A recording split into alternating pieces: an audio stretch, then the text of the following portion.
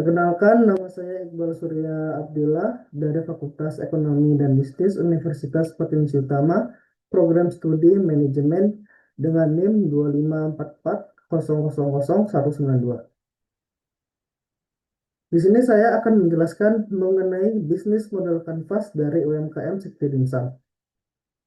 Sebagai pembukaan, BMC adalah kerangka visual yang menggambarkan bagaimana sebuah bisnis menciptakan, menyampaikan, dan menangkap nilai melalui 9 elemen utama, yaitu customer segment, value proposition, channels, kemudian customer relationship, revenue stream, key resources, key activities, key partnership, dan juga cost structure.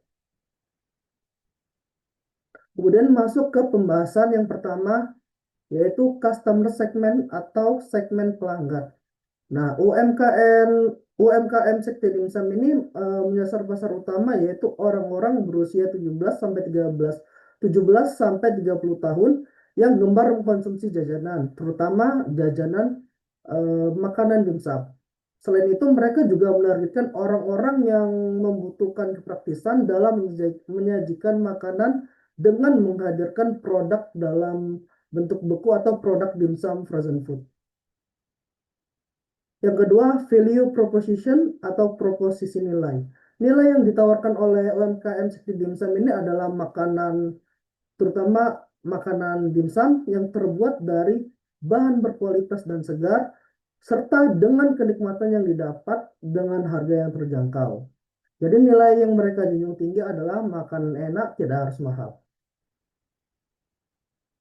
Kemudian yang ketiga, channel atau saluran distribusi.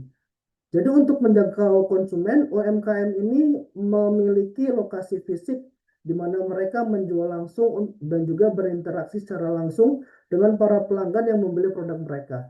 Tapi selain lokasi fisik, mereka juga memiliki media sosial yang aktif untuk mempromosikan produk-produk mereka seperti di Instagram dan juga di WhatsApp. Kemudian customer relationship atau hubungan pelanggan. Dari awal, Sekte Dimsum ini adalah UMKM yang memiliki nama yang unik guna untuk menggait para pelanggan-pelanggan, terutama yang penggemar makanan dimsum atau jajanan dimsum. Setelah mereka menggait para pelanggan mereka, mereka kemudian membangun ikatan secara berkelanjutan dengan cara memposting feedback yang mereka dapatkan ke media sosial mereka, seperti di Instagram ataupun di WhatsApp mereka. Serta mereka juga menerapkan promo-promo tertentu untuk pelanggan yang mereka catat sebagai pelanggan setia. Jadi misalnya pelanggan-pelanggan yang sudah beberapa kali beli, nah mereka kasih promo-promo tertentu untuk pelanggan-pelanggan setia tersebut. Hal ini guna untuk membangun hubungan jangka panjang dengan para pelanggan yang mereka miliki. Oke, next. Kemudian revenue stream atau sumber pendapatan. Untuk sumber pendapatan mereka sudah jelas ya, mereka menjual produk dimsum, baik itu dalam bentuk beku atau dimsum frozen food, ataupun dimsum jadi seperti dimsum mentai. Kemudian key resources atau sumber daya utama. Jadi sumber daya utama yang UMKM ini miliki yang pasti yang pertama adalah modal, kemudian ada bahan baku, kemudian ada peralatan yang digunakan untuk membuat produk, kemudian ada juga para pekerja yang mengerjakan kegiatan produksi, dan juga brand Sekte Dimsum sendiri yang mereka miliki ya. Kemudian key activities atau aktivitas utama dari UMKM ini. Aktivitas utama dari UMKM ini adalah pengolahan bahan makanan dengan bahan dasar daging ayam menjadi produk makanan jadi, yaitu produk dimsum. Kemudian kegiatan aktivitas utama mereka juga adalah kegiatan pemasaran secara digital melalui media sosial yang mereka miliki. Juga mereka melakukan pelayanan pelanggan melalui Instagram dan juga WhatsApp mereka yang mereka miliki tentunya. Jadi dengan adanya sinergi antara aktivitas utama yang mereka miliki tadi, diharapkan hal tersebut dapat menjaga dan meningkatkan baik itu kualitas produk dan juga meningkatkan kepuasan pelanggan. Kemudian key partnership atau mitra utama.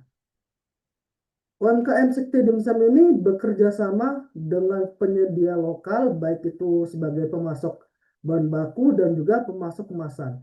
Tapi selain itu mereka juga bekerja sama dengan jasa pengiriman. Jadi mereka bekerja sama dengan para pemasok dan juga para jasa pengiriman ini guna untuk menekan biaya pengiriman dan juga meningkatkan efisiensi operasional. Next, selanjutnya dan yang terakhir adalah cost structure atau struktur biaya. Nah, biaya yang diperlukan untuk melakukan kegiatan operasional usaha mereka yang pertama jelas meliputi pembelian bahan baku, kemudian pembelian peralatan, kemudian pembelian kemasan, dan juga mereka harus membayar upah atau gaji para pekerja tadi, serta juga mengeluarkan biaya untuk biaya pemasaran produk. Jadi dengan pencatatan dan pemahaman terkait struktur biaya ini, UMKM dapat memonitor dengan jelas pengeluaran yang dibutuhkan. Baik, sebagai penutup, BMC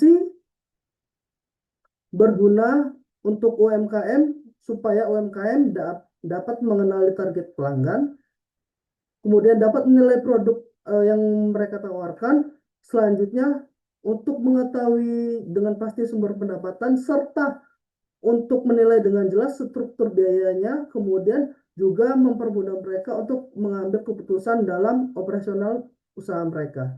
Tapi selain itu, BMC juga membantu para UMKM dalam mengevaluasi kinerja bisnis mereka, serta mengidentifikasi peluang pengembangan, serta menyesuaikan strategi supaya usaha mereka juga lebih efisien, meningkatkan daya saing, dan juga eh, melakukan bisnis secara berkelanjutan. Itu saja dari saya. Saya ucapkan terima kasih. Assalamualaikum warahmatullahi wabarakatuh.